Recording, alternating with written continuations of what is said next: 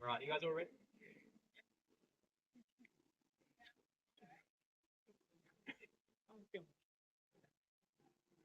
Yeah, probably a good idea. You want me to start with the name and the spelling? Yes, Yeah, please. okay. Thank you. My name's Greg Hill, and I'm the Chief Executive Officer at Dreamworld, and it's Greg.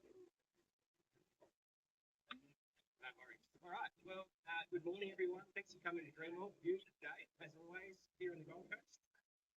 Today, we are literally pulling back the curtain for a brand new story on what's next for Rivertown. So, over to Jane and Murray to do the honours.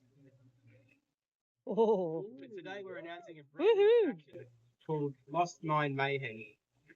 This is a new story, new vehicles, it's a whole new adventure. And let's be super clear about this. This is going to happen over where the old motor coaster ride was. And I want to make it really, really clear that this is not a refresh. This is not like a lick of paint. This is a near $20 million new investment here at Dreamworld. We think it's going to be a completely reimagined attraction. It's going to be incredible for families. Obviously, it doesn't stand on its own. It takes some investment into new experiences, and many of you I've seen now over a number of years coming to Dreamworld to talk about new things.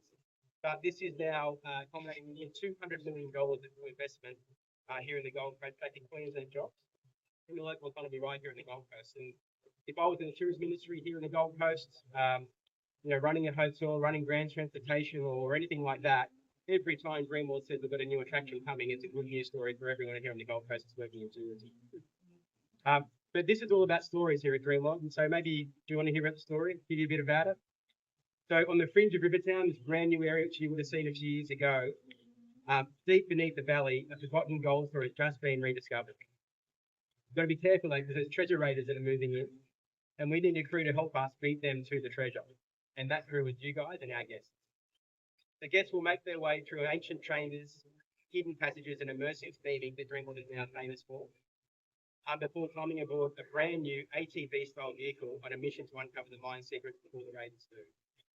This ride is built on discovery, exploration, and fun. And it's exactly the kind of adventure the families can enjoy together. And that's what we're all about here, is this multi-generational experience. Grandma and grandpa there get on a ride with their grandkids and everyone in between. Again, Mine Mayhem builds on the momentum of Ken and Glinda's Dreamland, the Dreamworld Flyer, Rivertown, King Claw. And again, at Dreamworld, this is what we're about for us, not just adding a new ride, but a new adventure and a new story. So to wrap up, before we go to questions, this is about a new story for Dreamworld, a brand new family thrill experience right here at Dreamworld, and be opening in late 2027. So with that, we'll turn over these pictures so you can get a feel for what else is happening, and happy to take any questions that you like. So the first picture that Murray's turning around here is what the entrance of the new attraction will look like, just over here. wow. And on this side here, which is what Jay's looking after for us, with no problems at all. There's some help fixing something. Yes, Murray, I would love Here's an indication of what the new trains will look like. These trains are going to be much more comfortable for our guests. They're really, really broad, so we'll be able to have little kids right up to grandma and grandpa riding on this ride. So with that, I'm happy to take any questions you like, and over to you guys. How long's the actual ride? It's very similar to the old one, so it's a couple of minutes long. And again, it's really the thing that we focus on at Dream was not just the ride length, but the whole time. From the time you enter the ride right through to getting on the ride is an experience as well. So you can expect in this ride a whole new queue experience and really spending that time in the queue. We want to make that fast, but when you're in there, we want to make it really immersive as well. The motor coaster is obviously a favourite of everyone who comes to Dreamworld, and enough of an expectation. Better than that, yeah, 100%. Yeah, motor coaster is to your point, is a really famous ride here at Dreamworld. You know, but it had some limitations. You know, the motorbikes are a bit tough if you're a bigger guest or a smaller guest. It was really hard to get into, and a little bit uncomfortable. And these new attractions or these new trains defeat all those issues, and they're going to make it much more fun for our guests. And again, really broad. We're all about making sure anyone can come into it. What makes this totally different from any other attraction here at the Design? I think the big piece for us is another generation of conversion. And look, to be honest, motor coaster as it was kind of suck out a bit. It didn't quite fit the needs. It's kind of like a motorbike ride within the kids area. That looks beautiful Rivertown story. This is a great extension of that. And we're really about, as I'm carrying on about today, it's really telling great stories. And what's Mine Mayhem really extends that Rivertown story through and through. But again, I think the key thing here is this is the first ATV style roller coaster train in Australia as well. So it's a really unique ride type. It's not like sitting inside a roller coaster like you do at Jungle Rush. So it's a very different experience. Really thrilling, but also good for a broad range of people. Can you just explain that? Sorry, the ATV style. What is that? And if you can talk. Yeah, well, the older trains were a motorbike, and so you had to sit inside the motorbike. As you can see from the picture, this is like sitting on, an all-terrain vehicle where we're going out this adventure to go and, search for this treasure and defeat these raiders. And so, as opposed to sitting inside a roller coaster, you're sitting on top of it. And so it's a really freeing experience. The restraint or the harness it's on it is all around your lap, so you have this thing over the top of your head, which makes it much more exciting. You can move around a bit more, better vision, and it's just much more comfortable ride for everyone involved. Do you know how many seats there will be on those? 20 seats, 2 trains, and again, because it's a simple design, we'll be able to load this ride really quickly. And so we're all about here making sure you have a fun experience. And we know that one of the hardest things about theme parks is waiting in line. And so the faster we can make these things go in a safe manner, the better off it is in terms of making the line shorter. And so this whole train design has been thought about in that way. So we can get faster dispatches, less time in the line waiting. But while you are waiting, we've got a few surprises in which we'll talk about in the next few months. How fast can it go? It's super fast. Yeah, this is actually, it's not about the speed. It's all about the experience put throughout the outfield of the track. And so, again, we're over a year away from this, and we're going to release some more information in the next little while. But what we're going to do out on the roller coaster, the track itself, is put more experiences and more near misses and more fun things to see whilst you're at the ride to make it feel faster and more exhilarating throughout the entire ride. Has this ride been inspired by any others from around the world? Look, we're always looking at the latest and greatest things around the world. We certainly have seen this train in a number of different parts, and it ticks all the boxes that we look for. So we're not big on practical rides here at Dreamworld. We want to know that things are being tried and tested. Because it's exactly that. So this is something that's been around a little while. We spent a lot of time talking to park operators, and we feel really comfortable with the conversation with this year. Sounds like it'll be very you guys are leading towards that immersive experience. Can you tell us what will guests be able to kind of see around them as they go? Well, it's all about the story. And so from the time you enter the ride, all the way through the queue until you get on the ATV itself, and even through the exit, you will hear bits of that story and see bits of that story the whole way through. And I think CEOs, the theme parks will get up and tell you it's immersive and it's all those things, but I think you've got to look at our track record now. You come to Rivertown and go on Jungle Rush, you come to King Floor and look what we've done there. You can see that that's what we're all about, is telling those stories, and you'll see that here as well. And we're really into the fine details, and so you'll see bits of the story all the way through. Theme parks have different guests, and so some guests will want to go and look at every part of the attraction and look at every sign and every bit of the story. Some people are walking out to the door, let me get on the ride, and we want to try to cater to both of those guests. So you'll see from the start to the end, and all the way through, a real care and attention to the story.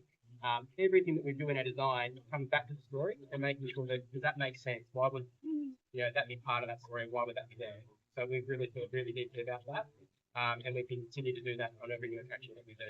You mentioned it was an extension of Rivertown. Yeah. Would it be recommended that they guests go through here first, then onto You can that? do it choose your own adventure. It'll make sense to either way, and so you don't have to do these rides first. You can do that one. It's not like Star Wars where you've got to go, which movie is this? It has to work. This is one that you can go on either ride and have a great experience.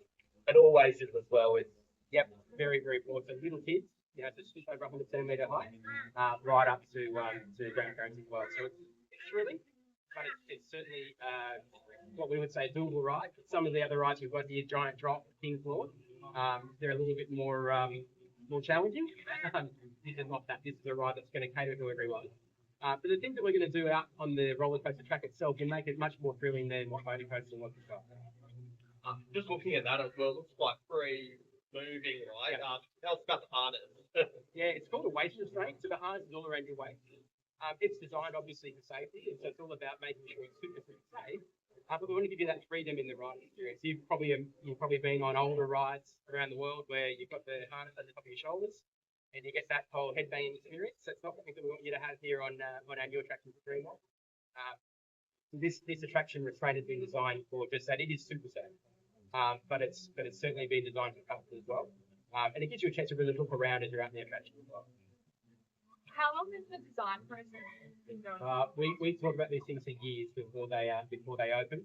We've been working on this one now for over a year before this announcement, and again, we've got a year and a bit to go before it actually opens, so we've got some time still to run. But we're already thinking today that we're doing after this one. So we're already talking about big new attractions that we're looking at for Dreamworld in a few years' time. That's already on our minds, and so we're constantly looking out and about for different ideas, looking around the world at the best and the greatest we think.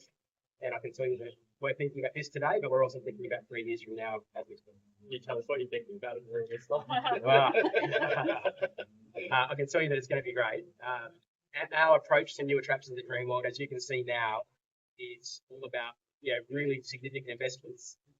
They're as much about the story as it is about the ride. And so we're not about just whacking a new ride in, and that's all we're doing. We're about putting in a whole land to join that all up. And so the next thing we're doing after this, it's on our minds now. I can tell you that we're as excited about that as we are about this one today. So we're trying to do two things at once: walk and chew gum. Today it's all about this one, and more to come. Is this the end of Rivertown? Do you think this is the last kind of component of it? No, we've designed Rivertown to be able to do things for a long time, and so you'd remember we used to do rides. We used to have a fantastic water ride out here on the river. We've designed this so that one day if we decide to do that again, we can perhaps do that. But we're constantly assessing what's the next best thing for us, and at the moment this one is. The next thing we've got is Modern Rivertown. It's a whole new land, and we're terribly excited about that one as well. Obviously, the Dreamworld expansion is in the works as well. How do rides like this contribute to that overall tourism impact as well? Well, as I said earlier, I mean, if I was running a small business on the Gold Coast relying on tourism, every time Dreamworld has a media call talking about new investment, that's a great story for the Gold Coast and a great story for businesses. Dreamworld's going well. So many things on the Gold Coast go well. The airport goes well, aviation comes in the Gold Coast just to ride the entires. If you're an accommodation provider, you're going to do well in this ground transportation. And you'd be amazed about how many small businesses we support. The buns that we use in our burgers come from local bakeries. The people that we use to build this ride, a lot of them are local South East Queensland builders. The ride itself is from a company in Europe, but most of the installation, most of the thematic work, is all done by local trades. So we really feel very strongly about supporting South East Queensland and and again, when Dreamworld goes well, I think the whole Gold Coast and South East Queensland will do really well. Will those components be coming from here? The ride components, so brand new control systems, brand new trains, all of that is coming from here. We did some concerns that the expansion could impact small population, increase traffic in the area. Look, I've got a few things. Look, traffic for mine. I don't know what it was like this morning, but traffic's bad today. And so in my mind, precluding new developments because of traffic problems today, I think is really myopic. And I think people that are in the media talking about traffic should be fixing the traffic problem today. Stopping development is not going to fix the traffic problem we have today. In fact, in my mind, we should be focused on trying to make this a much better place for everyone involved. Dreamworld has committed as part of our new development to investing over $5 billion in advance the influence that we agree. That's not going to fix the traffic we have today.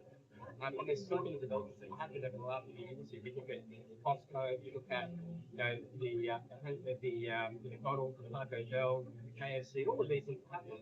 No one invested in the roads. Our view is we want to invest in the roads, we want to help it make better. There's more to be done. And I think that people that are in the media talking about development and roads really should be thinking about what topic is that. Because I can tell you, as you would have seen this morning, it's not good today. It's not going to get better unless we, as a collective, invest in this road network. We're super passionate about it. It's not a good experience, coming here on a weekday when school's on. And so, I think the more focus we can be about not hot shots in media, but more about getting together and trying to invest together, the better it will go.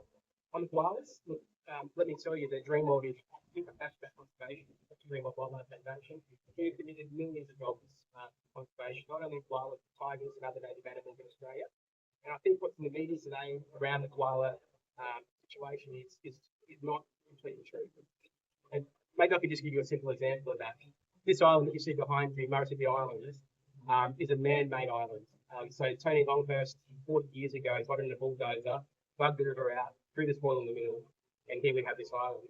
That island has not got any koalas on it. Koalas are not great swimmers. But that island is mapped today, or was mapped previously, as koala habitat. We have no intention to go and knock trees down here and remove them. In fact, that's the destiny about this land. But if we're going to do anything out there, we want to put beautiful new, tree house patterns or anything like that on there. We're concluded from doing that under the old development scheme. The idea is to have unreadable map in Lagoon, so we can go and do things on our land that makes sense while protecting the environment as well. And the other key thing I'd say is that there's a whole precinct here at Dreamworld, precinct 2 on our development plan. It's over 11 hectares. That whole precinct is dedicated, and Dreamworld's committing to rejuvenating that and reflecting that for years to come. So I understand the concern. I can tell you that on our minds here at Dreamworld, it is the number one focus for us in making sure we do the right thing, but also on a pragmatic level. And I think that example I give you today is the really true example of what we're really about and about. In terms of detail going forward in regards to that expansion, when do you anticipate we'll be able to see some more plans? We're working really hard on it right now. We're terribly excited about it, but to be frank with you, until we got the approval, we just weren't in a position to be able to go and spend. So we did to get money on the next stage of design, and so we wanted to get the approval first. The next stage now is doing the detailed design work to get to where we'd like to be. All I can say to you is we are just terribly excited about what we can do, even all the Northern Gold Coast. If you live